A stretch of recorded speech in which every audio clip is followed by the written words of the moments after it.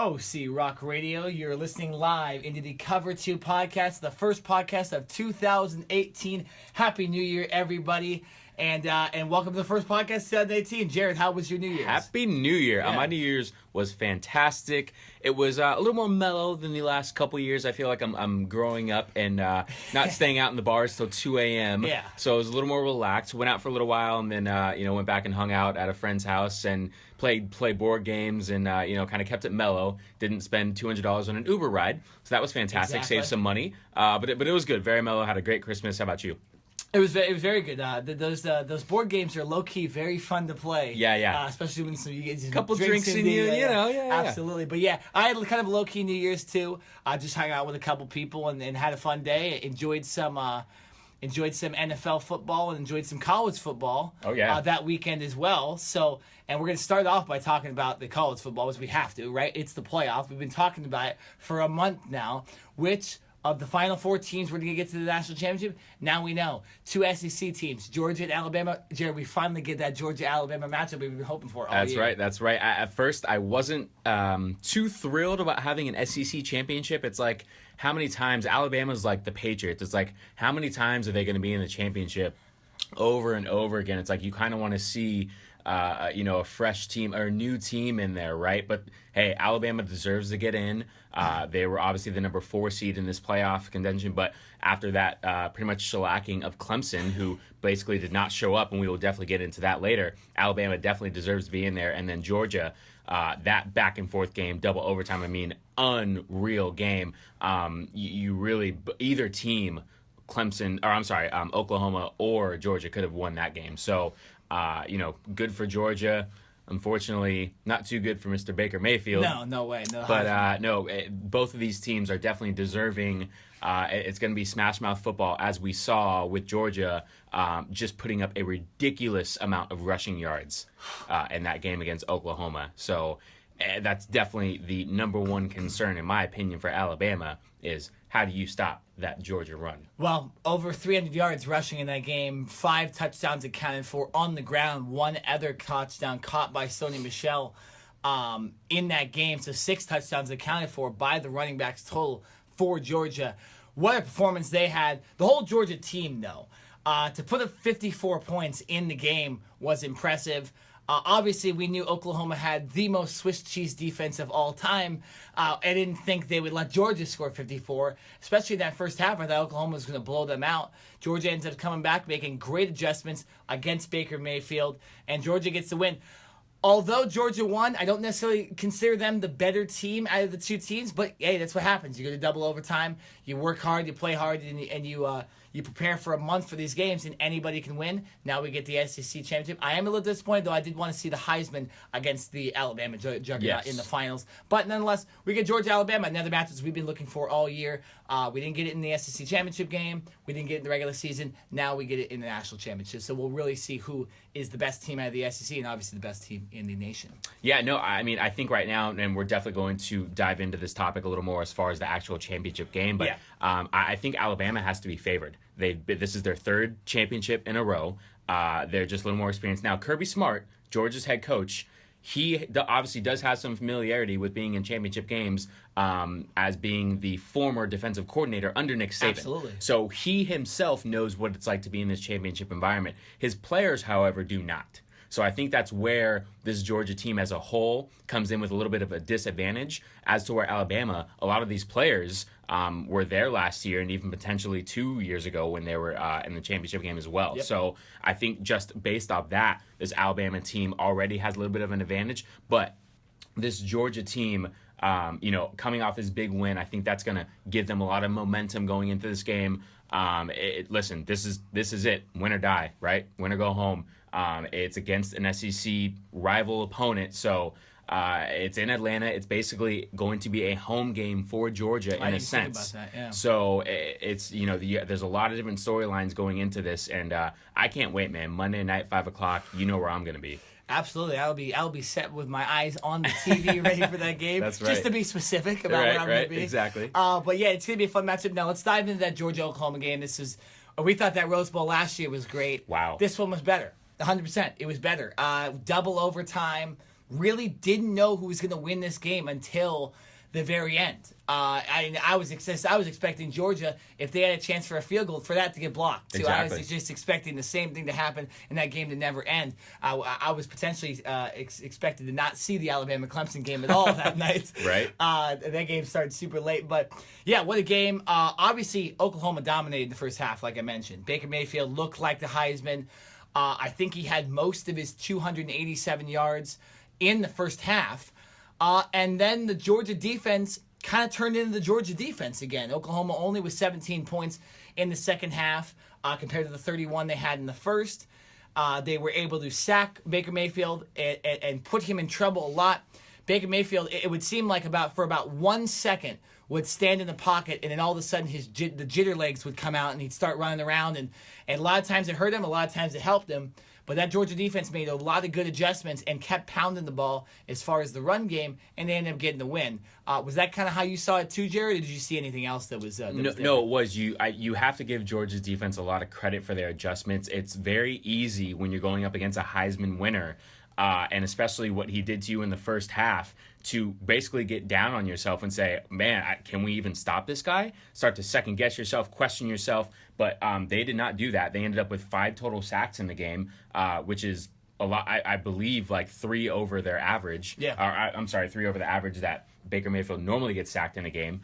So obviously for them, that was very, very good. And I think what they did was, what Baker Mayfield does best is he uses his legs to create second chance opportunities. So when he, gets the ball and drops back in the pocket, he looks at his first, second read.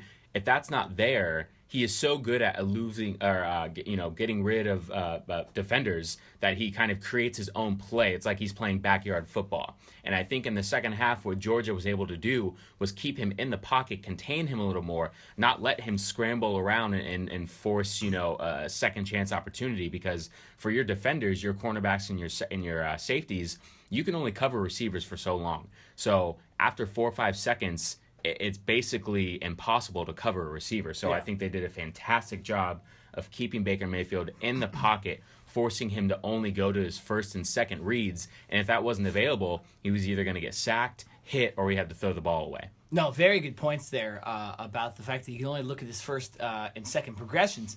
And yeah, the Georgia decided to blitz a lot more. It was almost every single play. It was about 4 or 5, 6 guys getting into the backfield. But also this Georgia defense played well on a tackling end, too. They were able to tackle in space.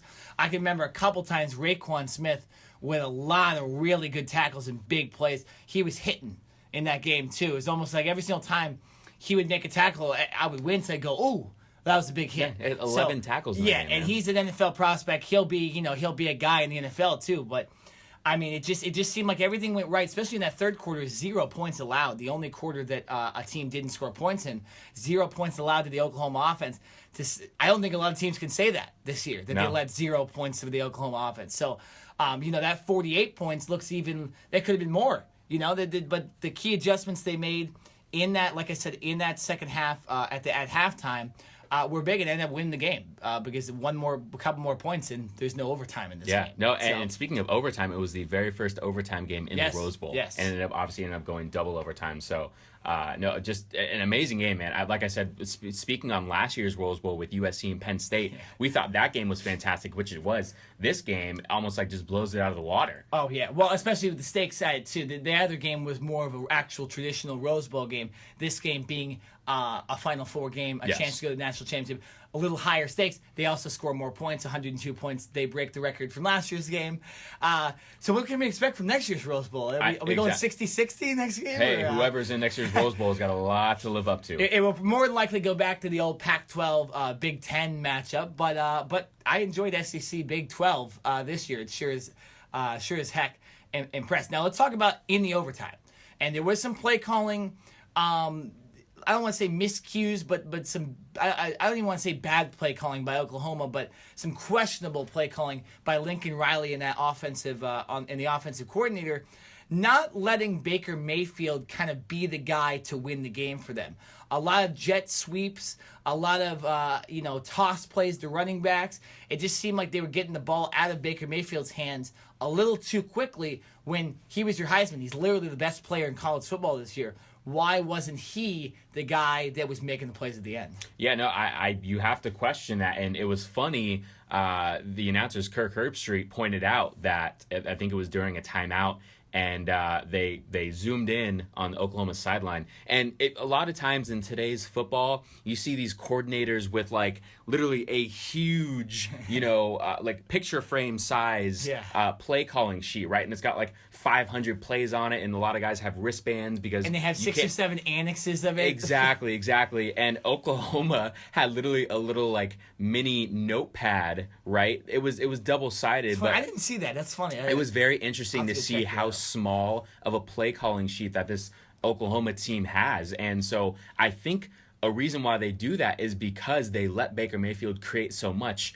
But in that aspect as well is very interesting because you let him create. Why wouldn't you continue to do that and trust him down the stretch? He's basically gotten you to this point, right? The Heisman Trophy winner had played a heck of a game, even though he did have 1 interception in the game. He was still the main reason why those 48 points were up on that board, right? Yeah. So why not continue to basically let him use his legs, run out of the pocket, use his arm, and make plays for you. That's why you guys were here. So, no, the play calling was very, very questionable. I'm not going to say that's the exact reason why they lost. I would have to pin a lot of that on Oklahoma's defense. I'm sorry. Oh, 100%. Yeah. Listen, Georgia has a good offense, but Georgia does not put up 54 points on a regular basis, okay? I'm sorry. That cannot happen at all.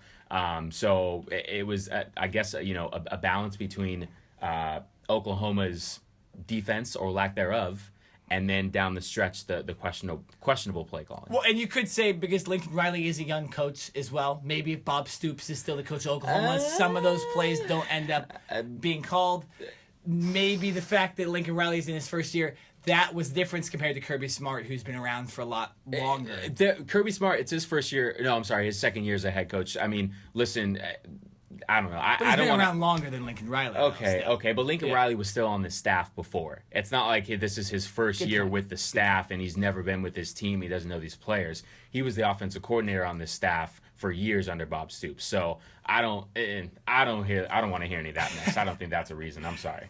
I'm willing to pin the loss on the Oklahoma defense. Okay, still. yeah. I'm trying to find other ways, but really the reason they lost was they gave 54 points to a team that runs the ball essentially the entire game. Yeah. I get that Jake Fromm is cooler than the other side of the pillow most of these games as a freshman, but you let 300 something yards from running backs, 6 touchdowns from running backs. Your defense is not that good. No. It showed that the Big 12 still is just not there yet to make it to the big time.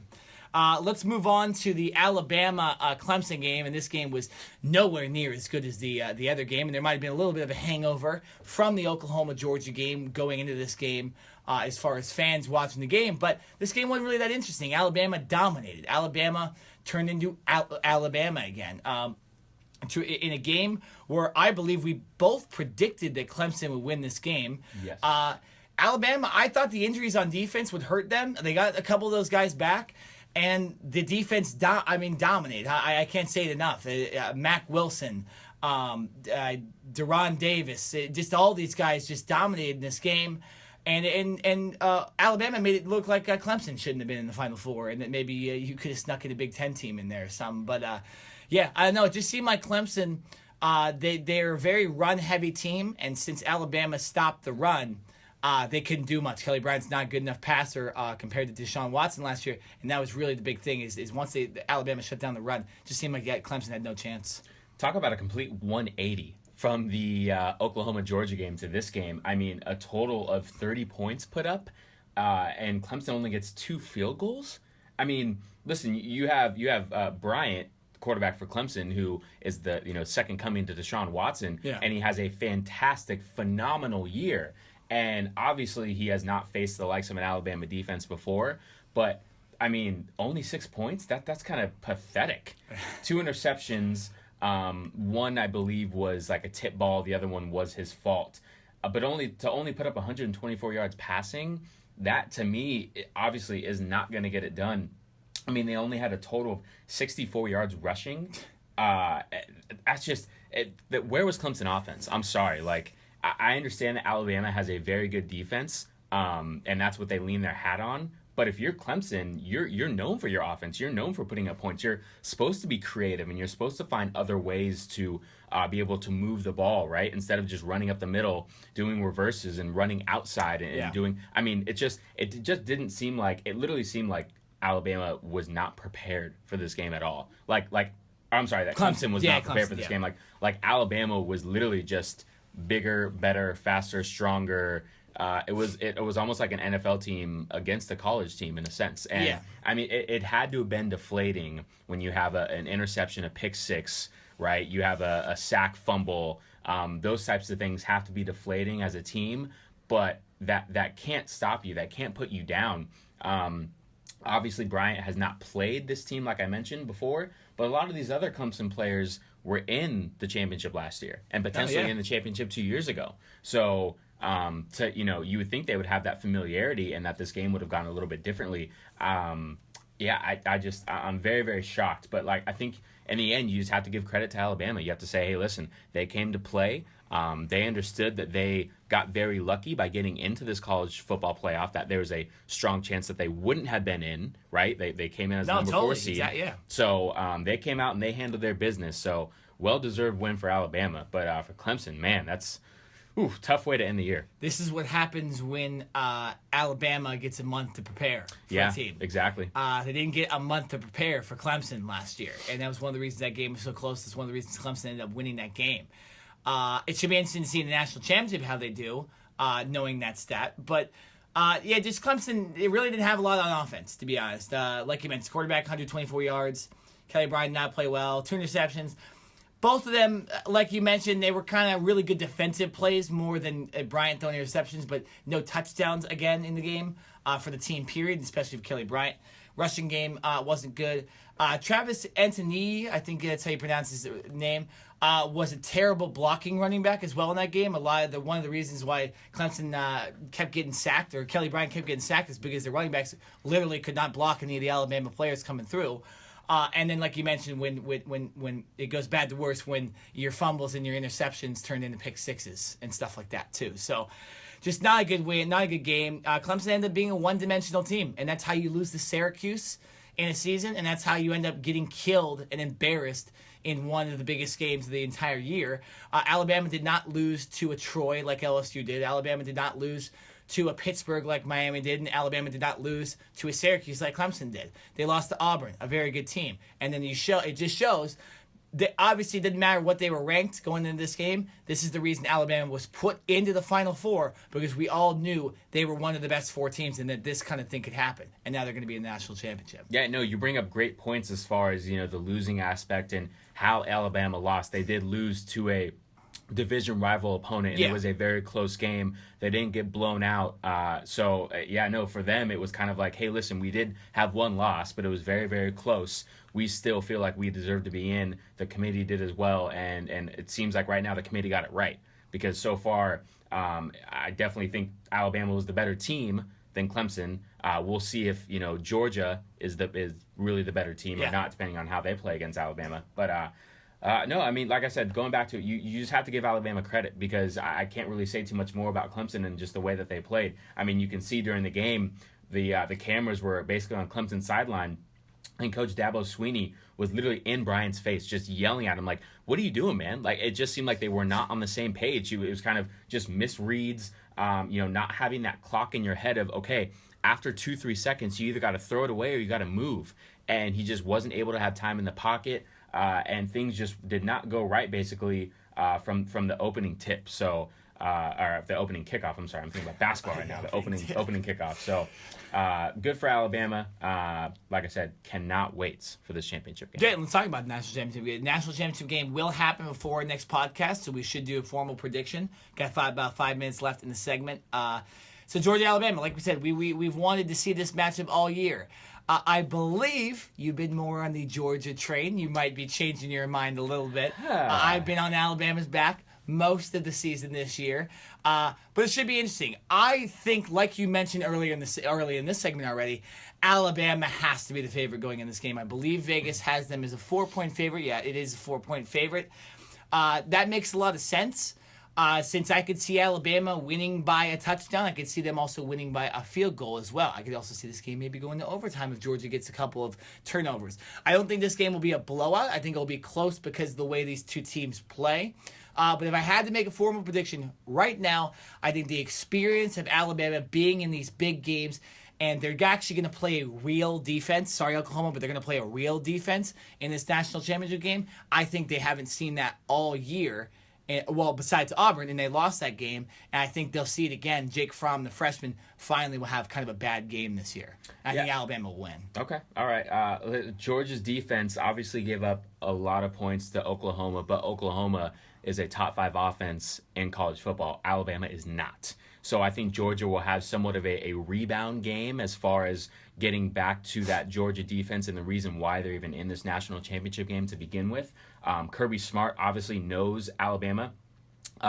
He doesn't necessarily know their offensive coordinator, but he's been around the team. He knows Nick Saban. He knows Nick Saban's tendencies. So I think that plays into Georgia's hands a little bit as well.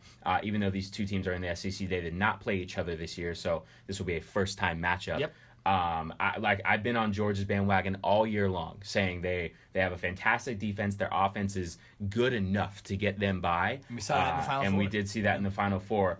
All that being said, I'm picking Alabama. and you kind of took the words right out of my mouth in a sense, and it comes down to the experience. It comes down to Nick Saban. And to me, I think I trust Hurts a little more than I do Jake Fromm. Same with me. And it's not necessarily because I think Hurts is a better quarterback as far as passing the ball, because actually I think Jake Fromm is better in that sense. But I think the experience that Hurts has in playing in last year's championship game, as well as him being able to almost like Baker Mayfield in a sense, use his legs and create plays, I think that is going to help Alabama squeak out a victory. I think Alabama wins this game by 3 points. Very, very close. More of a defensive battle. A lot of pounding the ball up the middle, a lot of bruising. You're not going to see, this isn't going to be a spread out formation like Oklahoma does, where you're going to have, 85% of the game passing, right? This isn't going to be an air raid. This is going to be old school football. No, exactly. Right? So it's going to be a little boring in a sense, I think. I think that's, if you're expecting 50 points to be put up on this board, I think you're completely wrong. There's going to be a lot of punts, a lot of 3 and outs. And it's going to be a defensive-minded battle, and whoever can come up with that, that one clutch play down in the fourth quarter, I think is really going to come out on top, and I think that's going to be Alabama because of their experience. I agree. You mentioned the experience about Jalen Hurts. You took the words right out of my mouth as well. Hurts, we saw they were talking about it during the Final Four. Jalen Hurts, his screensaver on his phone was him walking off after the loss to Clemson last year. Obviously, he defeated Clemson. He got them back. I think he's motivated enough. He knows that they were super close last year. It wasn't like they got blown out last year. They lost on one of the last plays of the game. I think Jalen Hurts is motivated enough to win this game. And like you mentioned, I think he's a better quarterback overall than Jake Fromm. Jake Fromm, just a freshman. He'll probably be better in the long run. But Jalen Hurts right now, his running ability will make a difference in this game. And I think Alabama, like I mentioned, will win this game. I'm going to actually go by 7. I think they'll win by 7 during this game, just to play a little bit of devil's advocate. So if we were betting in Vegas, we'd actually be betting something different. There we go. We're going to go to break. We're going to be right back with a lot of NFL news. We have coaches leaving. We got players retiring. We got the Cardinals being decimated. We have the big playoff matches, of course. We got the first round matches, the wild card rounds coming up. So we'll do all that on the other side of this quick break. Cover 2 podcast on OC Rock Radio. We'll be right back. I can't thank you enough. That's the greatest effort I've ever seen. This last month, what you guys have done is absolutely amazing. You have to be so proud of the character and the heart that you have shown. It's been my pleasure to be your coach. I was going to wait to tell you tomorrow. That's my last game. I love all of you, every single one. And, man, I'm going to miss the hell out of you. I promise. Thank you, guys. If Mark Davis calls you and said, we've gone through all our candidates, and, John, you're the one we choose, we'd like you to be the next coach of the Oakland Raiders, will you be the next coach of the Oakland Raiders? I think there's a good chance. I'm excited about where I am in terms of studying the game and prepared to come back and coach.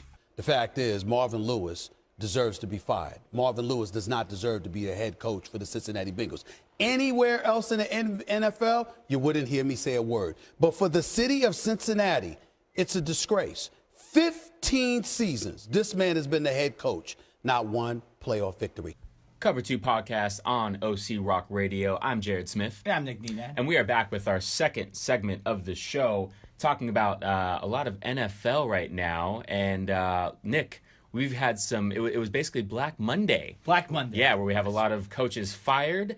One coach who we thought was going to be fired, but ends up signing a contract extension. Two-year extension. Yeah. Who would have thought? Yeah. We have a couple other coaches retiring, a former first-round draft pick retiring, which Nick will definitely get into because it We're going to has have the do with funeral a little later yeah, in the it has to segment. do with Yes. a team that he follows a lot. But let's first get into the very, very shocking and interesting news of one Mr. Marvin Lewis, who many... Can I just say something real quick? Yes, cut me off, please. What the hell? Yeah. Why is Marvin Lewis the coach of the Cincinnati Bengals still? I have zero answer for that question, and that is why we are here Yes. to debate that. Yes. Yes, Marvin Lewis, for those who do not know, instead of being fired or retiring, as many in the NFL world would have expected, no, what do the Cincinnati Bengals do and their owner, Mr. Brown? They give him a 2-year extension. 2-year extension, yep. It's so How bad. in the world is that possible? And I would like to just read some stats very, very Please, quickly for those who do please not know. educate us, Jared. Yes. He has been the head coach of the Cincinnati Bengals since 2003. He's going on his he just finished his 15th season with the Bengals. He has a win-loss record of 125 to 112. So that is just above 500. And not That bad. means he is mediocre at best. He has made 7 playoff appearances with the Bengals, gotten bounced in the first round of every playoff game. He is 0-7 in the playoffs, and they have not made the playoffs since 2015. What was that? How many wins in the playoffs, Jared? That's a big goose egg. Zero. Big goose egg, zero. Big donut. Okay. Yeah. Yeah. And they just gave this man a 2-year extension. What are the world are they smoking? I can't even talk right now. What? I don't understand. I think the Bengals are trying to be mediocre. Like, I think they want to be the Browns. Seriously, I think they are trying to say, hey, like, we have A.J. Green, we have Andy Dalton, we have a decent running back duo, our defense is decent to pretty good, but, like, we don't want to win. Like, at some point, you have to get a new voice in that locker room. I'm sorry to say it, but for those veteran players who've been there for a while, I don't think they're listening to Marvin Lewis anymore.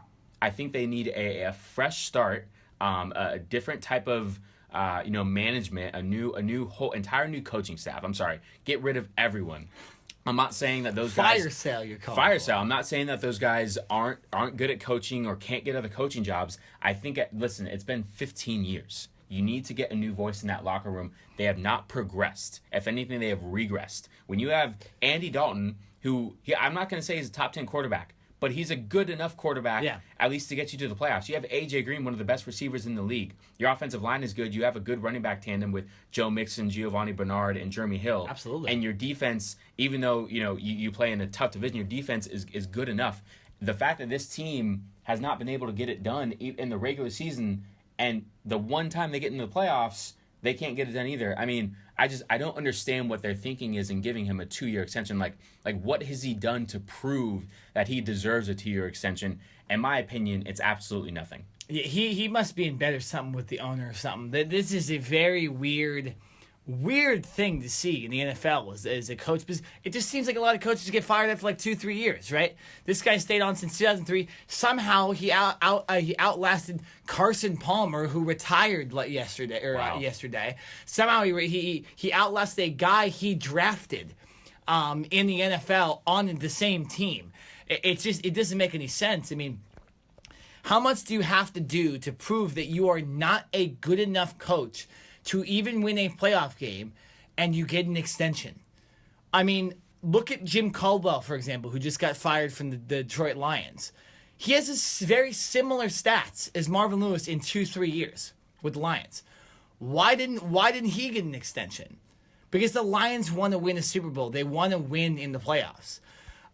Why did the Raiders, for example, fire Jack Del Rio? Very surprising. Who had went 12-4 last year, Exactly, by the way. yes. And the only reason they didn't advance in the playoffs is because they had their third, fourth string quarterback playing in the game. Why did Jack Del Rio get fired? Because he was mediocre this season. He had a bad season. He underperformed. That's why coaches get fired. You don't get extensions for being mediocre. So if Jack Del Rio's getting fired, why is Marvin Lewis not getting fired? He should have been fired at least last year, 5 before years last ago. year. 5 years ago. Yeah. Well, yeah. He did have a couple of those years where he was 11-5, 12-4, though. Didn't win playoffs, but still, he had some years. I don't understand it at all. I think we're both dumbfounded as we wanted to start this segment about it. But I don't know. I mean, hey, Bengals fans, expect to be mediocre for another 2 years. Yeah, no, listen, the Bengals, you already know what they're going to do. They're either going to go 9-7, 8-8, or 7-9. Yeah. They're going to have a slight chance to make the wild card. There's a potential they could, and they're going to get bounced in the first round. And there's going to be a couple games where guys get in fights, and maybe that's the interesting part about this coach. Vontez Burfict is yeah. going to hit someone upside the head, get suspended for 2 games. Pac-Man Jones is going to run his mouth at the ref, and he's going to get thrown out. Yeah, same old story with the Bengals. Yeah. And the Pittsburgh Steelers are more than likely going to win the AFC North. Yeah. Yeah. So if I'm a Steelers fan, I'm like saying, I'm clapping my hands right now. I'm saying, all right, the Browns suck. The Bengals are going to be mediocre at best. So really, the only competition that the Steelers have is the Ravens. Yeah. I mean, that's, to me, give me that all day. 100%. Yeah. Yeah, with the Browns all of a sudden going to be I hope the Browns are better than the Bengals next year. I hope. I do too. Because it can't get much worse than 0-16. And as we said last year, we didn't think they could get much worse than 1-15. They did. Woo. Congratulations, Cleveland Browns, on a fantastic season. But going back to the Bengals, just a terrible decision, and you know, if you're a Cincinnati Bengals fan, maybe switch to another team this next 2 years because your team's not going to do much. Let's move on. Jack Del Rio, we just mentioned him. He got fired. Like you said, 12-4 playoffs last year. Looked like the Raiders were rejuvenated. We're gonna turn their fortunes over from being one of the worst teams in the NFL to one of the better teams, and then this year they go 6-10. And the Chargers and the Chiefs end up being ahead of them in the division. Jared, what do you have to say about this firing? Did he deserve it? And why don't you? And then you can talk about the rumor that's going on with the Raiders coaching staff as well. Yeah. So first of all, I don't necessarily believe that Jack Del Rio deserved to be fired. Going 12-4 last year, obviously this year they regressed a lot. I believe in our NFL segment when we did a preview of the NFL season, I personally thought that Oakland was going to win this division, and because of the pieces that they had around them, they have a great offensive line.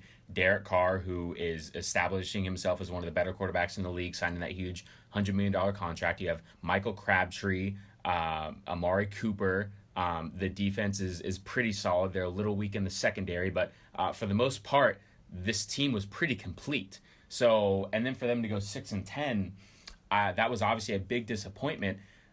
And we're going to talk about that rumor right now. This is the main reason why I think Jack Del Rio got fired, is because John Gruden, who is now currently the ESPN Monday Night Football as most analyst, of you know, yes, as most people know, there are a lot of rumors going around, and even the great Adam Schefter, who is reporting this as well. So you know it's got to be true that the Raiders are going after John Gruden to be their next head coach very, very hard, and also potentially going to give John Gruden a stake in ownership. Oh my gosh. Which is unheard of to me for a head coach to have stake in the ownership of the team, but I think that's how badly this ownership wants John Gruden. Obviously, Gruden being a former coach of the Raiders back in the early 2000s. And listen, John Gruden has never said he's not going to be a coach again. He's always kind of brushed it to the side, and I think he's done that respectfully out of ESPN. Yeah. Saying, listen, right now I'm a broadcaster, and that's where my focus is. But I don't think he's ever shut that door completely. And I think once you're a coach, you're always a coach. And so listen, this opportunity comes up. He's going to be, if this does go through, John Gruden would be taking over a great team. So I think the reason why Jack Del Rio got fired was because there is a great potential for John Gruden to become the next coach. If John Gruden were to come out and say, listen, guys, I'm not interested at all. Stop calling me. I don't want to come back to coaching. I think Jack Del Rio would still be the head coach of the Raiders right now, because I don't think there's anyone else that the Raiders would really go after this hard other than John Gruden. Yeah, no, I agree with you. I think they must know Gruden's probably going to sign with them and be hired by this team. You wouldn't fire a good coach in Jack Del Rio. This is one of those instances where Jack Del Rio could get another head coaching job, and I think it's a good hire. This is not one of those fired coaches that they necessarily doesn't deserve. Maybe should go back to being a coordinator or a D coordinator or something like that. I think Jack Del Rio could be a head coach of any team in the NFL right now, and I would be happy as him as my coach. You know, if you're a Bengals fan, you're like, well, can we get Jack Del Rio? No, we have Marvin Lewis. We were just talking about that a second ago. But so yeah, no, Gruden must be he must be on the block for him to go to the Raiders. I don't necessarily know if that's going to work 100%. I just Gruden to me. He's been so high profile as far as a name in coaching, but you know, I get that he won a Super Bowl, but it wasn't like he was one of these all-time great coaches like a Bill Belichick or a Bill Cowher or someone like that won multiple Super. It just seems like it's been overhyped since he's on TV. And he's with ESPN, and he's Monday Night Football, and he has his quarterback camp, and he has the Gruden Grinder every week. It just seems like maybe this is a little bit of an overreaction from the Raiders and a lot of other NFL teams to really how good Gruden is of a coach. I don't think them signing Gruden all of a sudden is going to make them a Super Bowl contender, like a legit Super Bowl. I mean, I still think the Steelers and the Patriots will be better than the Raiders next year. I would pick them over the Raiders, barring, you know, a Tom Brady or Ben Roethlisberger retiring or something like that. I would still see two other teams being better than the Oakland Raiders with Gruden as their coach, and then all the NFC teams as well. So I don't necessarily know how good of a hire this is. It's interesting. They obviously think he's better than Jack Del Rio, which I probably agree with, but you don't really know. So very interesting. Very interesting that they're going this hard at Gruden. It should be fun to watch him return to coaching. It definitely will be fun to watch him return to coaching, but I don't know how good he'll do, at least in the first couple of years. Yeah, I'll tell you this, why I do somewhat agree with you. I think John Gruden is definitely a better head coach than Jack Del Rio is, just by experience alone. The reason why I don't think this is going to pan out, at least in the beginning, like in the first year, I think it's going to take a little bit of time, is because John Gruden is such an old school type of coach. He has that old school mentality of, listen, like in practices, we're going to hit, right? There is no like thud, or there is no just, you know, half shoulder pads and then we can wear shorts and come out here and walk around. Like, he's an old school guy. He that's what he lives by. He's definitely an offensive minded coach, which there's nothing wrong with, obviously. But his play calling is very, very, you know, he's got like 15-word play calls, 17-word play calls. That's a whole lot. And in today's NFL, where a lot of teams like to get as many plays in as they can during a game, the play calls are shortened to about 5 to 7 words. So that way you're not in the huddle as long.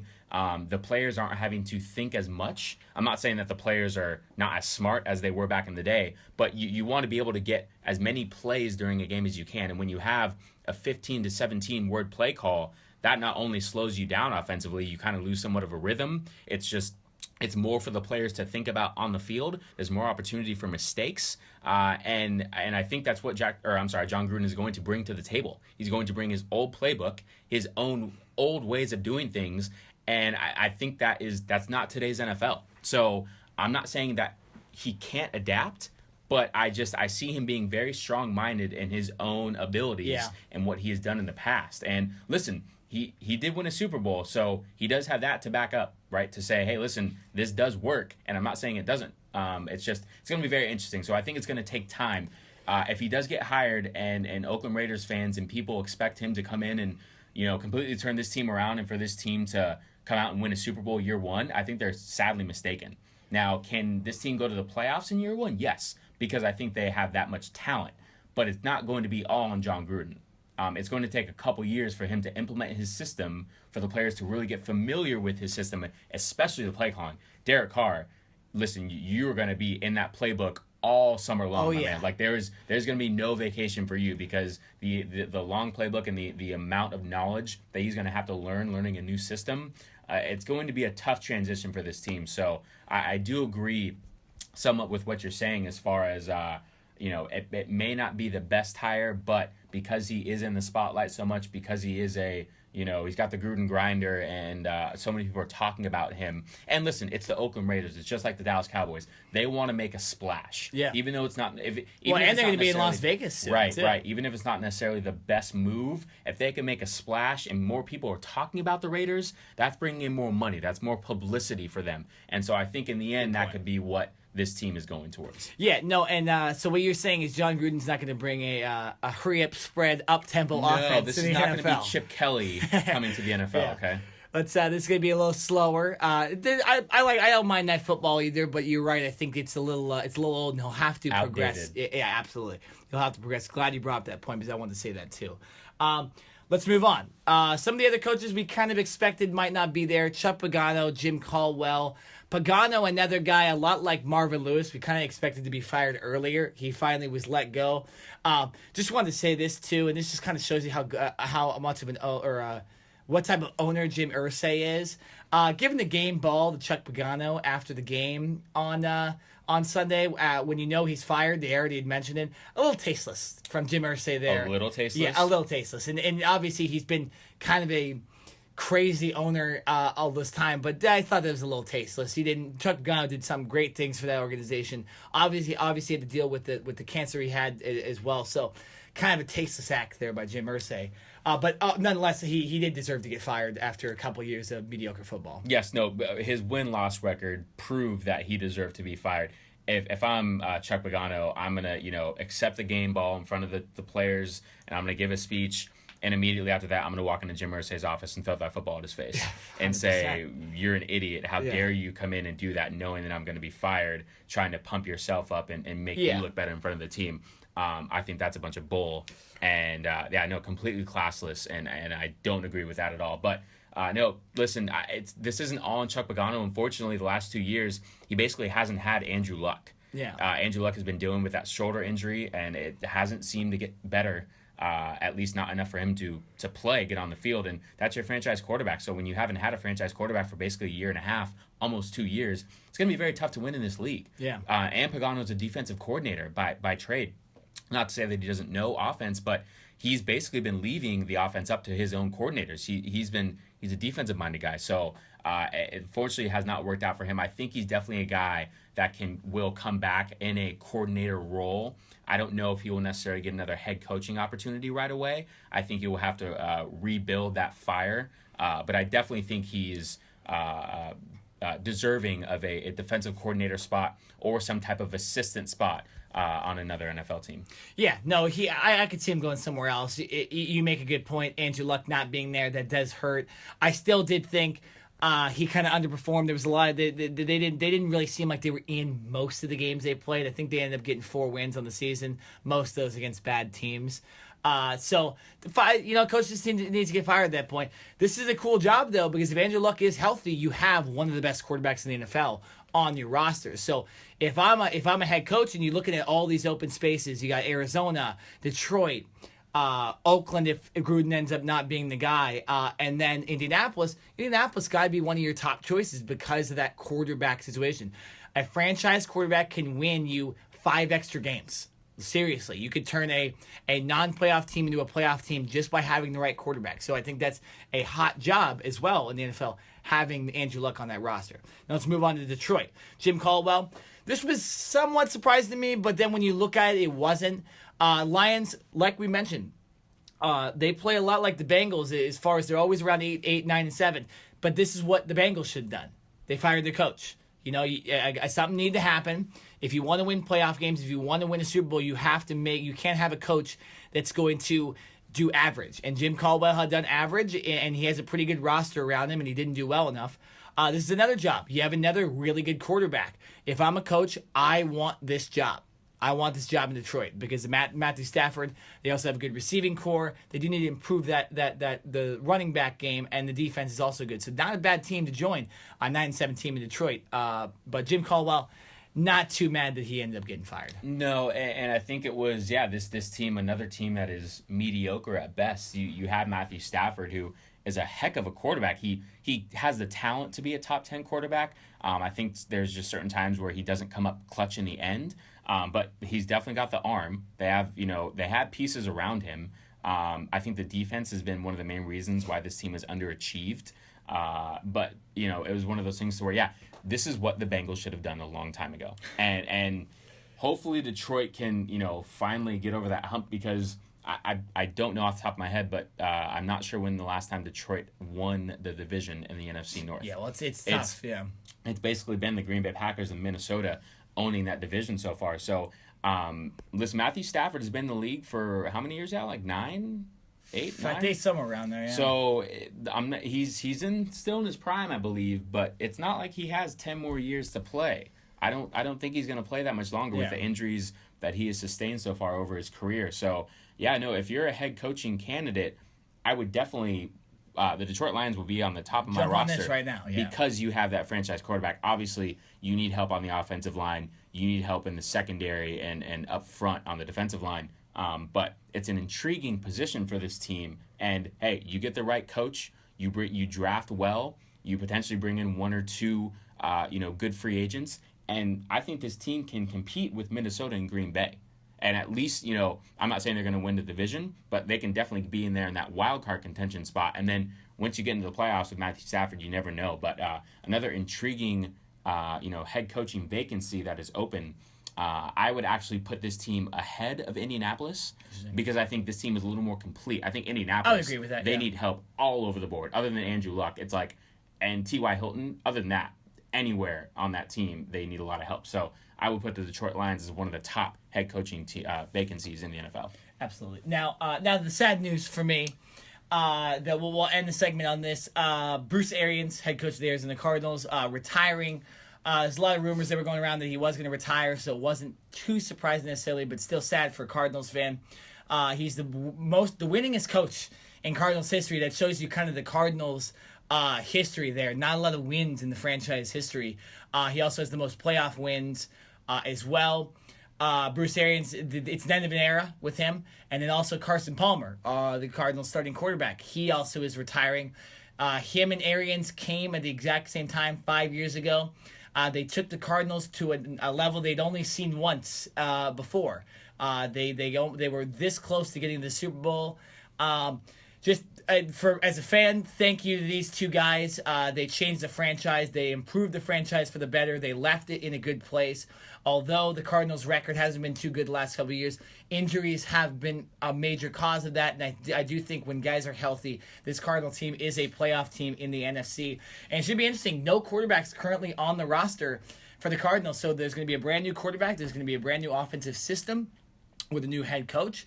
So it should be interesting as a Cardinals fan to see how the Cardinals do next year without their the coach and their quarterback. But just thank you to Carson Palmer and Bruce Arians. End of an era for sure in Arizona. Yeah, definitely. Both these guys came in together. Bruce Arians, a little surprising that he did retire. I mean, this was his first time being a head coach. I believe, how many years did he have to wait to be a head coach? It's a long time. I think he was a coach in football for 40 years. 40, and he had to wait basically 35 years to get that head coaching spot. So whether it was, him wanting to be with his family more, whether it was health reasons, he obviously chose this was the right time for him to hang it up.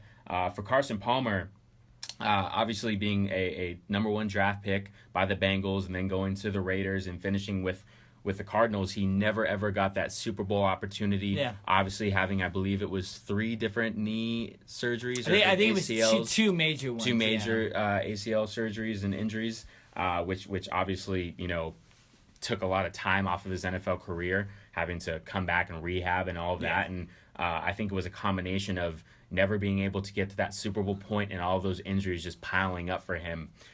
So he had a great career. Like you said, he... in his prime, he was a very, very good quarterback, just was never able to get his team over that hump. I think looking forward for this Cardinals team, I think you're being very optimistic with them, being a playoff team if they get the right guys in place. I'm not saying it's impossible, but listen, when you have to hire a new head coach, a new offensive coordinator, and a new quarterback, that is a lot to put together. And then, to build and hope for a playoff run in the first year with all those guys, I think it's definitely going to take time 2, potentially 3 years for this team to get back to playoff contention. Their defense is looking a little more solidified. Obviously, you have Patrick Peterson, Tyrann Mathieu, you've got Chandler Jones, right? You have a lot of pieces on defense. And then I was just reading an article that said Bruce Arians, in his, I believe it was his last press conference interview, when they were asked about Larry Fitzgerald and whether or not he was going to come back. Yeah. Bruce Arians thinks it all depends on who the next head coach is. Oh, interesting. So there really isn't a guarantee that Fitzgerald is even coming back. So this offense could literally look completely brand new. 100%. Yeah. They're either going to have a veteran quarterback in free agency like a Kirk Cousins or something like that, or they could draft, move up to the top of the draft and get one of these great first-round picks like a Sam Darnold or a Josh Rosen or even a Baker Mayfield or something like that. So, the defense is set. The offense, I think, is going to need a lot of work. And you know what? It's just going to take time. Yeah. I think you have to be very patient with this offense and understanding that there's a lot of new guys in place, and this does not just happen overnight. So, sad to see Bruce Arians and Carson Palmer go because they've been in the NFL for so long and they're such good guys in the NFL. But their time is up, and it's time for new guys to step up. Yeah, it should be interesting for sure. And as a Cardinals fan, this offseason is going to be fun to watch because we got everything needs to change. Yeah. We'll be right back. And on the other side of this break, we're going to be playing the first 2018 edition of Do You Care? Oh, yeah. Okay, we got some good ones today. I already have them all written down and stuff. We got them ready. So we'll be back after this break on the Cover 2 podcast. The University of Arizona has fired football coach Rich Rodriguez. The dismissal comes in the wake of a sexual harassment allegation the university began investigating back in October. The school says the investigation found the allegations to be unsubstantiated, but the former employee has filed a claim to sue the school. Rodriguez had a winning record and bowl appearances in 5 of his 6 seasons at the school, but the Wildcats lost 4 of their last 5 games in 2017 to finish the year 7-6, including that bowl loss to Purdue. Barkley off the left side. Here he goes. Look at the speed. Oh, my goodness. Breaks a tackle. Gonna take it to the house. 92 yards. Toying with the defender. Saquon Barkley. Encore. And now Isaiah Thomas checks in for his first time as a Cavalier. Cavaliers, welcome to the land, number 3, Isaiah Thomas. Cover 2 podcast back here on OC Rock Radio. Jared, do you know what time it is for the first time in 2018? What time is it, Nick? It's time for Do You Care? Do You Care? It's time for Do You Care, guys. If you didn't hear me the first 2 times, say that. Very excited. Our favorite Nick. segment on the day and of the year, right here. I don't know if that sentence really made a lot of sense, what I just said right there. It's okay, you're excited. I was just jumbling words together. It's fine, it's what happens during Do You Care. But nonetheless, we're going to start with a good question here, Jared. Do you care that James Harden is out for 2 weeks with a hamstring injury? No, I do not care. It's just it's a hamstring injury. They can be very tricky, but it's something to where as long as he treats it right, he can be back in 2 weeks. Fortunately, it's not like he tore his hamstring completely or he tore his ACL or something to where he's going to be out for the year.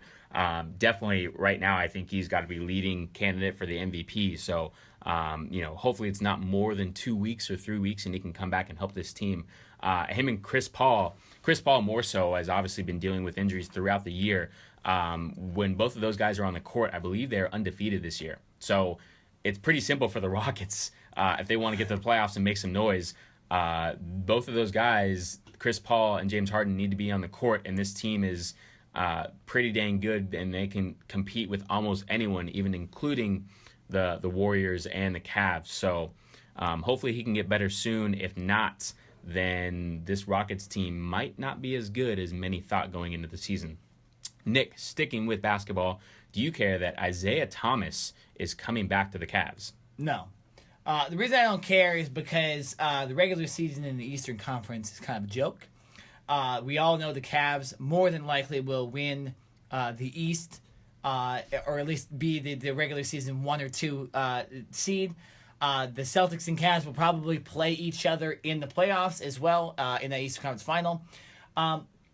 And Isaiah Thomas is not playing against Boston, and I don't care about that either because I think it's a good idea. I think Isaiah doesn't need to come back. He came back against Portland the other night, played a couple minutes, but he doesn't need to play in his second game of the entire season after a hip injury that affected him in the playoffs all the way going back to last year. He doesn't need to play in a giant game where it's Kyrie's return against the Cavs, it's Isaiah's return to Boston against his former team. He doesn't need that, and I think it's a smart decision. You keep Isaiah's confidence up. But as far as him coming back, I don't really care because I think this team is going to win a lot without him anyways. And with him, they'll probably win more, but they're going to end up in that 1 or 2 spot in the East anyways. So it really doesn't matter until the playoffs, and then you want him, and then it matters. But as far as regular season goes, does not matter much that Isaiah Thomas is coming back to the Cavs. Jared, do you care that Saquon Barkley is signing with Roc Nation, Jay-Z's agency firm? I do care. It's a really interesting story. Roc Nation being, I believe, going on its 5th year as an agency firm is done really, really well so far. And for Saquon Barkley, he came out and said that it was an easy decision for him, knowing that Roc Nation basically brought a family-oriented feel when they came to pitch him. And, not that other agencies and other organizations don't do that, but other agencies are so big and they have so many players and agents and that type of thing that, it may be tough to get a hold of guys sometimes, or they don't necessarily bring that family mentality. And I think that's what Saquon Barkley really wanted. So there's a lot of other notable guys who are connected with Roc Nation, most notably Todd Gurley. You've got Leonard Fournette, who was the first-round draft pick last year of the Jaguars. CJ Prosise, who is a running back for the Seattle Seahawks, who was, I believe, a 3rd or 4th round pick for that team last year. If I'm not mistaken, Kevin Durant is also part of Roc Nation. Oh, yeah, you're right. So this team, or this organization is building more and more and getting bigger. But like I said, good for Barkley, growing Roc Nation, and also for himself. If he feels this is the best way for him to not only get into the NFL, but for him and his family to be taken care of, then good for him. A lot of times these agents, they come out and they say, oh, we're going to take care of you, we're going to do this, we're going to do that. But at the end, it's really just about the dollar and how much they can make. Yep. And so if Roc Nation comes out and says they're more than that, then good for him. Nick, do you care that Rich Rodriguez was fired by the University of Arizona? No, I don't necessarily care that he was fired. I do care about the allegations and some of the reasons that he was fired. There's, like a lot of people in the last couple months, there were sexual harassment charges against Rich Rodriguez. The university investigated them. They found that there was nothing really there with them. But the lady that accused him, I believe, filed something else. I believe now it's getting more of it to the state level. It's getting a lot more serious. And along with Rich Rodriguez, his coaching, and the fact that Arizona has not been one of the better teams in college football was one of the reasons he got fired. But it is interesting because it does seem like the University of Arizona did fire Rich Rodriguez because this lady did kind of extend this controversy on. And in a time where a lot of this is going on, a lot of people are losing their jobs, and a lot of people are getting their egos tarnished by this stuff, it is interesting that the university kind of came out and said, oh, well, it's, it has to do with play on the field, but it's right when all this stuff is getting up. So maybe we'll see a legal battle with Rich Rodriguez. I personally thought Rich Rodriguez should have been fired about 2 years ago from the University of Arizona. He made a mistake this year in not starting Khalil Tate at quarterback at the beginning of the season. It could have got U of A more wins, could have potentially got U of A into the Pac-12 championship game if they could have won some of those other games too. But nonetheless, should be interesting to watch this incident kind of extend, because it could mean a lot more than just a coach being fired from U of A. So very interesting there coming out of Arizona. Jarrett, do you care that the Cleveland Browns fans are planning a parade for their 0-16 season? Did you really just ask that? No, I do not care. I think it's hilarious that this team is doing this. I don't know if I've ever heard of anything like this before. They're trying to get a parade for a team that did not win a game. if I'm not mistaken, usually parades are held for teams that win championships. I'm pretty sure that's what it's for. Right? Yeah. Okay. This is like the complete 180 opposite of that. I don't know if these fans are trying to send a message like, hey guys, congratulations for being the only other team besides the 2008 Lions to go undefeated. Winless. I'm sorry. Undefeated. I'm losing it right now because I'm just trying to process all this information. Now I have a question. We've called a lot of coaches and teams mediocre today. What do we call the Cleveland Browns and their coach? God awful. I mean, perfect. I don't know what else. What else? I'm not trying to hate on the Browns. It's just it's hard not when to you hate go on the Browns. winless and in your first 2 seasons as head coach for Hugh Jackson, you only win 1 game. I don't really know what else to say. That's but a single game, Jared. awful. It's a single game they won in 2 years. Yeah. Hugh Jackson's got 1 more year, in my opinion. You don't win at least 4 or 5 games, then he's gonna have to get the boot, in my opinion. You draft Deshaun Kaiser, you bring in Peppers, the kind of all around safety, linebacker, receiver from Michigan. I thought this team would have been able to be a little more competitive and get a couple wins under their belt. I said at the beginning of the year, I didn't think this Browns team was the Browns of old, meaning I didn't think they were this bad. Well, apparently I was wrong because they still are this bad. And it's also one of the reasons why potentially Sam Darnold and Josh Rosen do not want to declare for the NFL draft because they don't want to get drafted by the Cleveland Browns. So obviously this organization has a lot of issues going on with it. And like I said, unless Hugh Jackson wins at least 4 to 5 games and shows some type of major improvement, then I think he's getting the boot and I think he's done. So we will see what happens with that. Nick, last question of this segment. Do you care that there are many notable MLB free agents that are still not signed? I know I do care. I mean, it's literally every single big guy you can think of. We've seen a lot of trades. Obviously, we've seen Giancarlo Stanton go to the Yankees. We've seen Shohei Ohtani. That wasn't a trade. That was actually the only free agent that's been signed. Go to the Angels. So there has been some stuff that's gone on. But, I mean, the names I'm talking about, it's Jake Arrieta, former Cubs pitcher. It's J.D. Martinez, guy bats 300. He'll hit you 40 home runs. Eric Hosmer, all-star first baseman. Mike Moustakas, all-star third baseman. These are the kind of guys still up there as free agents. And there's not a lot of rumors as far as teams that these guys are going to go to either. So it's really just a lot of times you see during the winter meetings in December, mid-December, that's when a lot of guys get signed. That is not what happened here. Obviously, Giancarlo Stanton, like I mentioned, got traded. That was kind of the big news there. And Ohtani. But right now, a lot of these guys getting signed. I've heard that Martinez might be going to Boston, but they have a lot of outfielders. I've heard him linked to the Giants. I've heard Arrieta linked to a couple teams as well. Haven't heard much on the Hosmer and Moustakas end. I've heard the Angels might be in play for that, just as far as a local thing. But still interesting to see that a lot of these big names guys haven't been signed. And I was watching Intentional Talk. It's a show on ESPN and MLB Network. It has Chris Rose and Kevin Millar, 2 funny guys. They were saying that they a lot of guys around now, we'll probably see this pick up because, spring training, guys report spring training in about a month and a half. Wow. So you want to know where you're going. There are 2 spring training sites, Florida and Arizona. So if you're a guy that's always been in Arizona, you need to start booking you rent a home or rent a hotel room in Florida if you're going to be there all of a sudden on a new team, if you're going from Arizona to Florida or vice versa, Florida to Arizona. So we should see this pick up. We should see a lot of guys get signed soon. But it still is interesting that some of these all-star players have not been signed yet. But I'm guessing we'll be talking about a lot of these players in the next coming weeks getting signed. That is the end of the Do You Care segment for today. We're going to move on. We're going to talk all about NFL playoffs, kind of prediction of the wild card matchups, and maybe extend a little bit on the teams that will not play this weekend as well. But we'll do more NFL talk to end the podcast on the other side of this break. The Titans and the Chiefs on Wild Card Saturday, followed by a good one. Deion's Falcons taking on the LA Rams. First playoff game for the LA Rams in Los Angeles since 1985.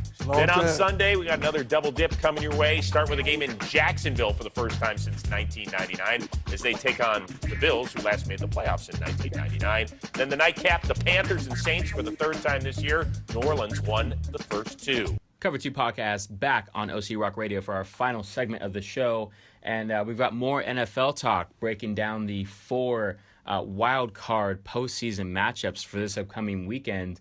And a lot of, not a lot, but we got a few surprises for these teams. Like we've got Buffalo and Atlanta barely squeaking in, Tennessee getting in the final week of the playoffs. You have Jacksonville hosting a game for the first time in a long time for them. So a lot of interesting matchups in here. Nick, I will let you pick between the 4 and you get to choose who we start talking about. You know which one we got to start talking about. All right. The Bills are in the playoffs, Jared. They somehow snuck in front of the Chargers, in front of the Ravens, and they just sneak into that 6th spot thanks to Andy Dalton and the Cincinnati Bengals. Wow, we're still talking about the Bengals. Yeah, I know. We need to stop talking about the Bengals, man. They're turning into LeVar Ball on this podcast. Oh, my gosh. You know?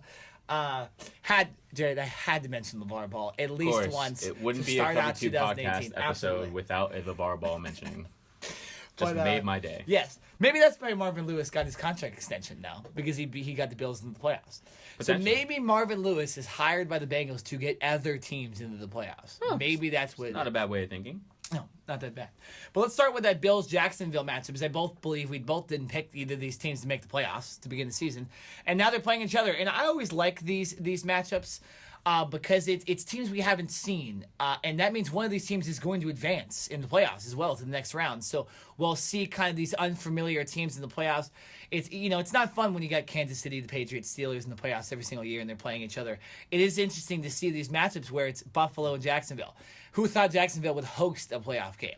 I didn't think so. Who thought the Bills would be in? I didn't think so. So it is fun to see these kind of teams in the playoffs. And I'm interested the most in that matchup just because I haven't seen those teams. You don't get to see those teams on TV, period. So to watch that will be fun. That's the Sunday early game. Let's talk about that one. Who do we think has the advantage? Who do we think is the better team? Jared, I'll let you start. I think it's easily Jacksonville. They have, for this season, surprised a lot of people. Their defense has been a top 5 defense in the league, and I believe their secondary is like their cornerback duo is number 1 with AJ Bouye and Jalen Ramsey. I believe they're number 1 in the league, giving up the least amount of yards per catch, per reception. So it's very, very tough to throw the ball against this team. And then their defensive front is very, very tough to go up against.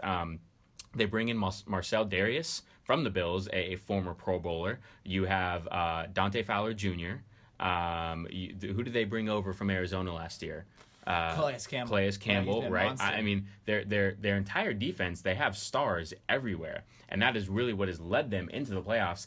Blake Bortles has really just done enough. He's been mediocre at best. I don't think he's a guy that you can trust to win you games, but when you have that good of a defense, and then on offense, when you have a Leonard Fournette and you have Allen Hurns and you have other formidable receivers, you don't have to necessarily win the game by yourself. You don't have to be, Tom Brady, who a lot of times goes out there without Gronk and without his best receivers, and he's playing with the number 4 and number 5 receivers, right? So for Blake Bortles, don't turn the ball over, run the ball, make smart decisions, and let your defense do its thing. And I think Jacksonville gets out of here with an easy win. Now, I'm not trying to say Buffalo doesn't deserve to get in here or Buffalo's not talented, but in my opinion, Buffalo really only has LaShawn McCoy. That is their bread and butter. You know they're going to try to get him the ball 25 to 30 times, whether it's rushing or receiving the ball out of the backfield.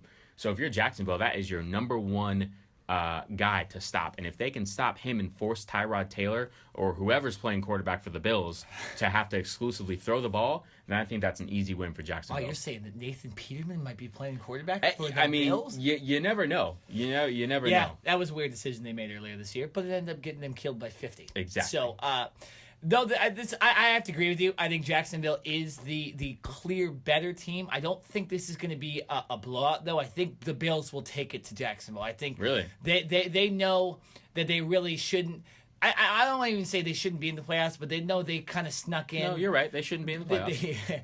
They snuck in. I'm trying to not say it, but Chargers should be in. The Bills kind of did sneak into the playoffs via some tiebreakers and stuff like that. So not necessarily the best team got in. But I think they'll put the fight. I think Tyrod has improved since they benched him. I think it's one of the reasons they actually ended up making the playoffs. That benching made no sense. And they ended up losing the Chargers. Like I said, they gave up 50 points. Tyrod has played well enough. I think Bortles will make some mistakes, which will keep the Bills in the game as well. But nonetheless, I do think Jacksonville wins. They are at home. I'm seeing, actually, it's interesting, ESPN, we're just looking at their little schedule right here. And they have the ticket prices. The clear most expensive tickets are the Jacksonville game. And I think it's because they haven't been in the playoffs since, 2003 or something like that. So the fans will be there for Jacksonville. It will be interesting to see how that atmosphere is. We really haven't seen a Jacksonville atmosphere in a long time be really good. So you got to imagine a lot of Bills fans will be there, a lot of Jacksonville fans will be there. But I do agree. I think Jacksonville wins. I think Jacksonville wins by about 4. Okay. All right. Yeah, I think it's going to be a little easier for them. I don't trust the Bills overall, talent-wise. I don't think they can go. Basically, Jacksonville's just a better team, in my opinion. And even with Blake Bortles being mediocre, that team is so talented at other spots. I agree. They are a better team. I think they're going to win by 10 easily. So let's stick with the other AFC matchup, going with Tennessee heading into Arrowhead and playing Kansas City. This one I think can be a little bit closer because the first half of the season, Kansas City was basically dominant. I mean, if you remember, week 1, they come into Foxborough and they whoop on the Patriots, right? And everyone's like, whoa, where did this Kansas City team come from? You've got Hunt, the rookie running back who is a sensation, and he comes on and he basically leads this team throughout the whole year. But coming down the stretch, I think they kind of stumbled a little bit. Definitely were not riding on a high, had some bad losses, some up and down, wins and losses. But hey, they're in the playoffs now. They get a home game. That's all that matters. But they're going up against a Tennessee team that has that thunder and thunder with DeMarco Murray and Derrick Henry. So I believe DeMarco Murray is a little banged up. I think he has a PCL injury. I forget. It's some type of knee injury it's more of a strain. It's not completely serious, but he's not guaranteed to play. So that could definitely affect Tennessee with their running game. Nick, what team do you like and why? I'm going to disagree. I think this is going to be a simple and easy win for Kansas City. Really? I think Tennessee, another team that they banked on early success this season, early wins to get in. I don't necessarily think they were one of those teams that deserved to be in the playoffs. I think realistically, if you could have picked, it would have been Ravens and Chargers. If you could have picked these last 2 AFC teams, I think that the Titans, they're a good team, but I just think the Chiefs, the last couple weeks have kind of turned back into that team that was really good. Clearly, teams have game planned for Kareem Hunt, so he won't be as good as he was in the beginning of the season. I think Alex Smith, though, knowing maybe just like he has the whole year, knowing that Patrick Mahomes is right behind him, that they might start him, I think Alex Smith has been playing better. I think Alex Smith at home will get the win against Tennessee, and I think they'll win by at least a touchdown. I just don't see this Tennessee team having enough firepower, especially on offense, to get this game done, especially in probably the best atmosphere in football, Arrowhead Stadium. Oh, yeah, no, very, very loud. You can compare it to the Seattle Seahawks Stadium. When that place is rocking, it is very tough for the opponent's offense to communicate and really talk to each other. So I think one of the reasons why Tennessee will be able to stay in this game is because of that running game. And if DeMarco Murray is playing along with Derrick Henry, there's not a whole lot of communication. The quarterback doesn't have to signal to the receivers as much, and I think they can, keep Kansas City's offense off the field, shut down that crowd noise a little bit. I think that's going to have to be what they rely on. If they think they're going to come out here with Marcus Mariota and throw the ball 40 or 50 times, I think that's a recipe for failure right there. Yeah. So run the ball if you're Tennessee. I still am going to pick Kansas City because they're at home and because I think they're a better team. Defensively, I think Kansas City's dropped off from last year. Last year, I think they were a lot better, but you still have Marcus Peters, one of the best cornerbacks in the league, once again up there with interceptions tops the NFL. And offensively, Alex Smith, who's basically just been solid. Can you trust the guy to make the game-winning throws at the end? I don't know about that, but I think he has enough talent around him. You have Travis Kelce, You have Tyreek Hill. You've got Hunt in the backfield. You have weapons and you have enough playmakers on that field to win you at least this game. So I'm going to pick Kansas City. I think it's going to be close. I actually think it's going to be a 3-point game. I think it's going to come down to the end, but I think in the Kansas City will squeak it out. Interesting. So we both believe Kansas City and the Jacksonville Jaguars will move on in the AFC. Moving on to the NFC. Let's start with Carolina at New Orleans. Carolina has not beaten New Orleans this year. New Orleans, surprising playoff team, a lot like some of the other teams in the NFC. Surprising that they did as well as they did. I believe the end of the season 11-5. A bad loss to Tampa Bay to end the season, but Carolina didn't look good against the Atlanta Falcons either.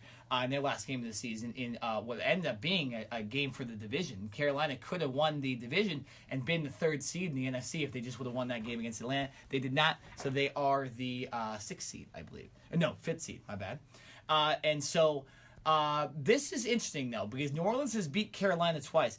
I wouldn't be, though, surprised if Carolina wins this game. Carolina, like we've said a lot this season, has been all over the place. I'm trying to find the word. They have been inconsistent this season. Right, I think we've said that a few times on the show. And the quarterback play has been inconsistent. I do think, though, Carolina will finally step up against New Orleans. I think Carolina wins this game very close. I think it's back and forth. I think this is a high-scoring game, unlike that Falcons-Panthers game to end the season. I do think Cam figures it out, and at least for one game in this playoffs, they'll advance, and I think Carolina gets their first win over New Orleans this year. I'd say about 3 or less. I think this game really comes down to like one of the last drives of the game.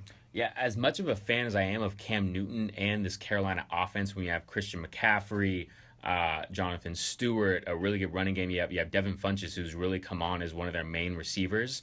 I think the consistency, I don't trust them in a away playoff game in New Orleans, another loud dome arena. Yeah. I don't trust their offense to get it done. I think Cam can, listen, when he's Superman and he's playing his game, he's almost unstoppable. But I don't trust that he can make all those right throws. I think Drew Brees in this offense is going to put too many points up on the board, and I think they're going to force Carolina to throw the ball more than they want. I think Carolina has success when they use their running backs and they use play action, and then Cam Newton is able to run the ball with his legs. But when I think you're playing from behind, Cam Newton's going to have to drop back and basically beat Tom Brady and throw the ball and win the game with his arm. And I don't trust that he can do that with a high-powered offense that the Saints are going to have. So because the Saints are at home and because of that crowd noise and the high-powered offense, I think they're just going to outscore Carolina. I think it's going to be a high-scoring game.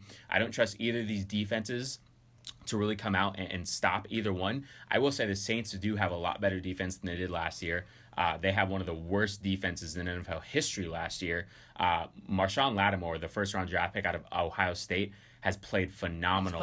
Last week he had that the interception that kind of bounced off his butt. He was basically his chest was on the ground. He was laying on the ground and the ball stayed on his butt, and then he picked it up and got the interception. An amazing play. He's basically been one of their best lockdown corners this year. So I think he's going to be matched up with Devin Funchess, who I believe, once again, is the Carolina Panthers' best receiver, and I think he's going to be able to lock him down enough. So, I'm going to give this one to the Saints in a high-scoring matchup, and I think the Saints and Drew Brees will move on to the divisional round. Yeah, Marshawn Lattimore, probably the defensive rookie of the year this year, or at least in the running for that title. You mentioned Cam having to throw the ball. He was horrendously inconsistent and bad last game. At one point, you'll love this stat: 1 for 10 for -2 yards. I'm sorry? 1 for 10 for He literally had thrown the ball backwards more than he'd thrown it forward. Wow.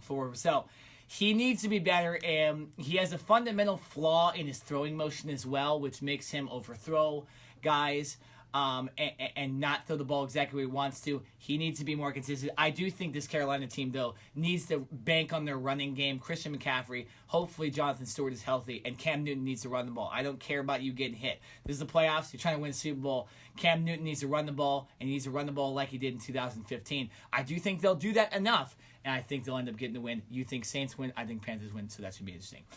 Moving on to the last wildcard game of the weekend. This is the one that intrigues me the most. Okay, Atlanta and the Los Angeles Rams. wow, two high-powered offenses in this game.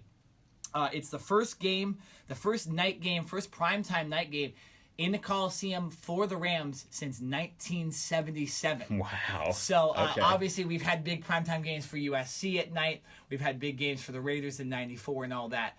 But it's the first time the Rams have been in the primetime game since 1977 at home. The Coliseum will be rocking. Hopefully they sell more seats. I know they only sell like 65, 70,000 seats. Hopefully they sell them all out. I think you'll get enough fans there. Atlanta will travel well, and I think the Rams fans will come out knowing that the Rams are legit. I'll say this, and this will bank into kind of our Super Bowl predictions at the end of this. I would not be surprised if the winner of this game ends up being the NFC's champion at the end of the year. Really? I think Atlanta has turned back into, not as much as they were last year, but they've turned back into that juggernaut offense that they've been in the past. I think Steve Sarkisian is starting to realize what to do with these offensive players, Julio Jones, Devontae Freeman, and obviously quarterback Matt Ryan. I think the Rams, we've seen them all year. They have been the best team in the NFL, in my opinion, most of the year. And since Carson Wentz got hurt in Philadelphia, I think that the Rams have kind of taken over that spot as the best team in the NFC. But Jared Goff has never been in the playoffs before. We saw how he's been in some big games. He's played well, but there's other times when he played the Eagles, he was a little off a little bit. I think the Falcons will put it to him. I think this will be like we saw in the Oklahoma Georgia game we talked about in the beginning of the podcast, kind of coming full circle. I think this will be very high scoring. Another game in LA this weekend on Saturday night. I think will be very high scoring, and I do think I'm going to predict this. I think Atlanta pulls out the win and upsets the Los Angeles Rams at home. I think Atlanta is one of those teams you got to look out for, possibly getting into the Super Bowl. But I want to rephrase it. I want to phrase this again. I think the winner of this matchup very likely to be in the Super Bowl. Wow, that's pretty bold right there. I think first off, I'm going to give this game to the Rams. This team has not, like you said, not had a home playoff game in LA since 1977. Yeah. All right, this stadium is going to be rocking. I get it. This is Jared Goff's first playoff game. I'm banking and putting a lot of faith in head coach Sean McVay. What he's done for this offense this year, completely turning them around from one of the worst offenses in the league to one of the best, and kind of rejuvenating Todd Gurley's running game again, making him one of the better running backs in the league. I think I'm banking on him to get this offense going. And Atlanta has a very fast defense. I wouldn't call them very big and powerful and aggressive. I think they're very fast. So if I'm the Rams, I'm running the ball up the middle a lot, and I'm going to control the clock. Because what you want to do, you want to keep Atlanta's offense with Matt Ryan and Julio Jones off the field. Very good point. They're a dynamic duo, and if they have the ball at the end of the game, I'm going to probably have to pick Atlanta, right? So if I'm the Rams, I'm going to run the ball, control the clock, use the crowd to your advantage. I think it's going to be a great game. I can see this game being in the 30s, right? I can see it 35-31, 35-32, something like that.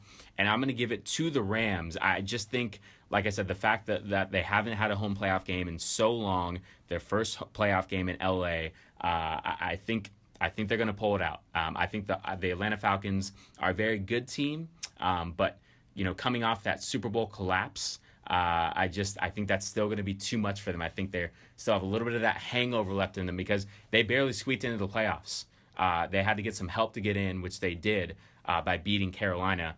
But I don't trust them enough defensively. I'm going to give this game to the Rams. Yeah, it was hard for me to pick the Falcons as well. Like I said, I think both these teams will end up being in the Super Bowl or very likely to. So I don't think this is I'm not saying, Rams for sure are winning this game. I think this is going to be back and forth. I just think that the Falcons have more experience clearly in the playoffs than the Rams, Sean McVay, and Jared Goff do. I think Matt Ryan will be able to kind of pull out those key moments. And like we saw with Georgia and kind of the inexperience, I think, with Lincoln Riley being coach, I think there'll be some inexperience. There'll be, watch this, there'll probably be a call or something, a bad play call by Sean McVay at one point in this game that will lead Atlanta to win this game. That's why I think the experience comes in. I disagree with you a little bit. I think that hangover is over for Atlanta over the Super Bowl. I think now they know, hey, they have another chance. This isn't like the Cardinals And this isn't like the Panthers back at last year where they were two really good teams close to the Super Bowl and then they ended up not making the playoffs. Atlanta actually did. So I do believe Atlanta, that hangover's over, and I do believe they'll win this game. Let's move on. We're talking about Super Bowl so much. Got 5 minutes left in the podcast. Let's do our Super Bowl predictions. This is the beginning of the playoffs season, so we have our teams that can get in. Let's start with AFC since we were just talking about the NFC teams. AFC, obviously, we haven't talked about teams like Pittsburgh and New England, some of the top-seeded teams. Jared, I'll let you go first. Who do you think ends up being the AFC champion this year? As much as this pains me to say, I know what you're going to say too. I know you what you're do. going to say. I have to go with the Patriots right now. Listen. I don't want to see them in, and I don't have anything against the Patriots. It's just like Alabama. They've been to the playoffs so many years. They've been to the Super Bowl so many times. It's Tom Brady and Bill Belichick, right? There's nothing new about it. They don't do anything too flashy. It's just they know how to win. But you can't deny their success. And even though defensively, I don't think they have the not to say that they don't have the talent, but I don't think defensively they're the team that they were in the past. Offensively, they're just as good, if not even better. And until I see otherwise, the Patriots are still the best team in the AFC, more than likely in the NFL. And I've got to put them in that Super Bowl slot right now. Yeah, I'm going to have to agree with you. It's hard to pick against New England, especially after what they did last year. The Steelers, you know what's interesting about this? We've been hearing that Antonio Brown likely will come back. I've also heard rumors that he might not play in their first playoff game. And I actually think if they don't have him, they might not win their first playoff game. So, especially if the Steelers can't even get to that AFC Championship game, I think the Patriots do get in. I think there's too much on their side right now, barring a major injury, either in practice for them or in their first playoff game. But I do think they'll kind of easily get in. I think they'll easily win their first matchup. And then especially if they don't play the Steelers, I think they'll end up winning the second matchup. But I do think New England gets in the AFC as well, and they'll have a chance to repeat as champions. And what would it be, Brady's 6th championship? I believe so. Or if so I believe in his 9th Super Bowl or 9th Super Bowl overall. Doesn't matter. It's legendary. But so I think they'll get in as well. So moving over to the NFC, I'll start with the NFC. I'm gonna go with Atlanta. I think Atlanta will actually get in. I'm going Super Bowl rematch this year. I think we won't make Super Bowl predictions necessarily who's gonna win. Or we can if you do want to make predictions of who we think is actually gonna win the entire Super Bowl. Let's wait. Good point. Let's wait to see if some of these teams actually win their games in the first round too. So I do think it's Atlanta and New England. Again, like I said, I think Atlanta wins that game against the Rams. I think that's enough. I think they end up being able to beat Minnesota as well. I think they'll turn on the Jets and they'll kind of return to that Super Bowl team. And they'll get to the Super Bowl. So I think it will be Patriots and Atlanta Falcons Super Bowl. I know that's not going to be your pick because you didn't pick the Falcons to win. No, it's not. I believe that would be the first time we have a Super Bowl rematch. Oh, interesting. Since the mid-'90s when the Cowboys played the Bills, if I'm not mistaken. I would not. I believe that's probably true. It's been a long time since we've had a Super Bowl rematch. That would be very interesting, obviously, for the Falcons to come full circle again. And, I'm pretty sure they'd have a little chip on their shoulder if they got another shot at the Patriots. I am actually going to I agree with you in the AFC. I think the Patriots will get back to the Super Bowl. You do bring up a great point about Antonio Brown and the Pittsburgh Steelers. To me, they're the second best team in the AFC. But if Antonio Brown is not playing, I think that is going to make them come up just short. If they were fully healthy, I would have a little more stock in the Pittsburgh Steelers' chances of beating the Patriots. But without Antonio Brown, I don't see how that's possible for the Steelers. So I'm going to go with New England in the AFC. And the NFC, I'm going to go with Drew Brees and the Saints. Ooh, interesting pick. Talk about a complete turnaround. I think this team offensively can compete with anyone. And I think defensively they made such good strides with their draft picks. They've got Cameron Jordan up front, like we mentioned already, Marshawn Lattimore, a lockdown corner. I think it all goes back to Sean Payton and Drew Brees and this offense. Drew Brees already winning a Super Bowl with Sean Payton. They've been there before. I think it'd be a great matchup to see two great offenses going back and forth at each other. So, I'm going to go New England versus New Orleans on February 4th for the Super Bowl. That would be a great matchup. I'd love to see that. I believe Breeze would probably retire after that game. If he won the Super Bowl, I would not be surprised at that. I would not be surprised either. There's the music to end the podcast. You hear Enter Sandman playing. Good podcast today, Jared. A lot of football, a lot of big matches. We had a lot to catch up on. First podcast of 2018, I believe, did well. But so just to rephrase it, Super Bowl matchups. You have New Orleans and New England. I have Atlanta and New England. Both of those would be great matchups. I would love to see either of them. By the way, whichever I'm choosing the NFC team. I'm sorry, I don't want to see New England win. Okay. So either way, personally, we both want the NFC team to win. Yes. Not necessarily predicting that, but we'll have our prediction for the Super Bowl a little while into the future. Also, next week we're going to see where we were right, where we were wrong with our predictions for the NFL playoffs as well next week. So a lot of that and more. We'll be talking national championship next week, and we'll be talking about the winners of these games that we just talked about. This has been the Cover 2 podcast. Once again, I'm Nick Nieman. I'm Jared Smith. And we'll see you next week.